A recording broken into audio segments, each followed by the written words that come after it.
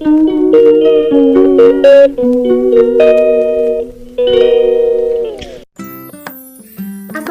warahmatullahi wabarakatuh. Halo semuanya, ketemu lagi dengan saya Meli Juwita di Learning Journal pada pertemuan ke-6. Nah, di pertemuan ke-6 ini online lagi guys. Ya, online lagi.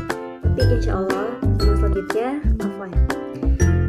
Di pertemuan ke-6 yang online ini seperti biasa 3 orang ditunjuk sebelum materi berlangsung.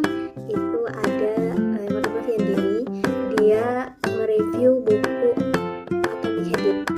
Nah, siapa nih yang udah baca?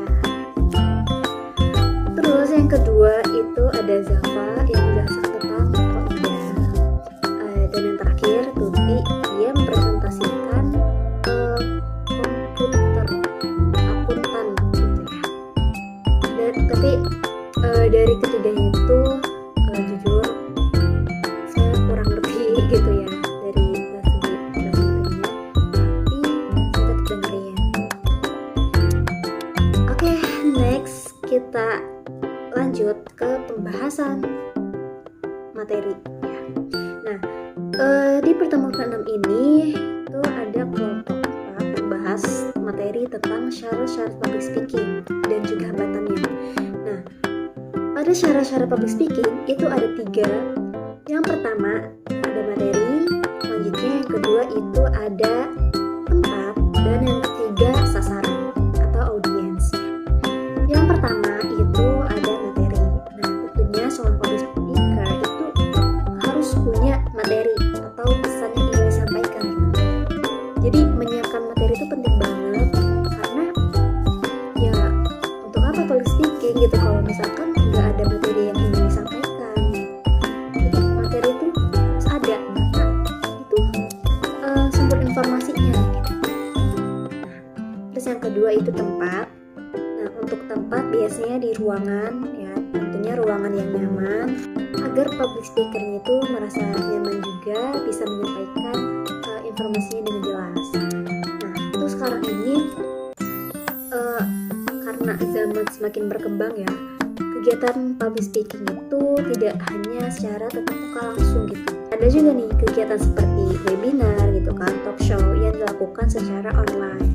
Jadi ada dilakukannya secara offline dan juga secara online.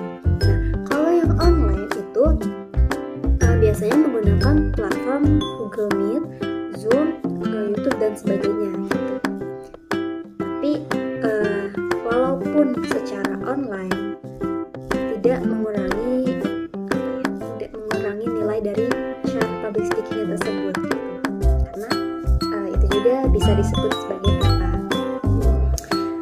Yang ketiga ada sasaran atau audiens. Nah, kita menyampaikan suatu pesan atau informasi yang niatnya ya public speaking lah gitu. Kalau nggak ada audiens ya untuk apa gitu?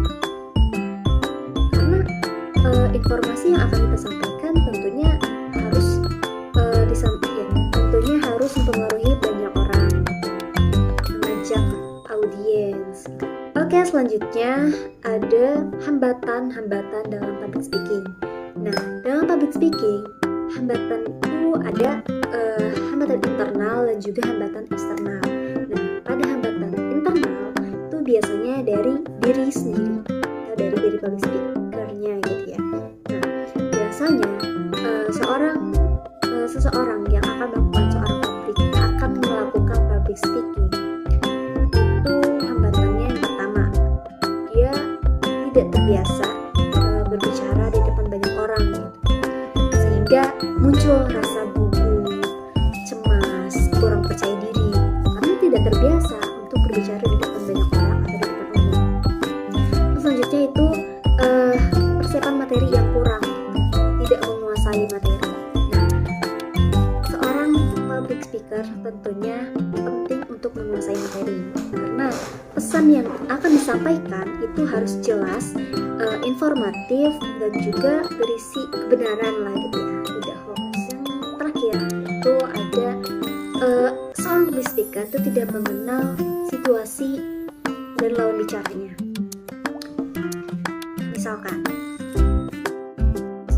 seorang public speaker ini menyampaikan hal-hal yang berkaitan dengan orang dewasa gitu. Tapi audiensnya anak kecil, maka nggak bakal nyambung gitu.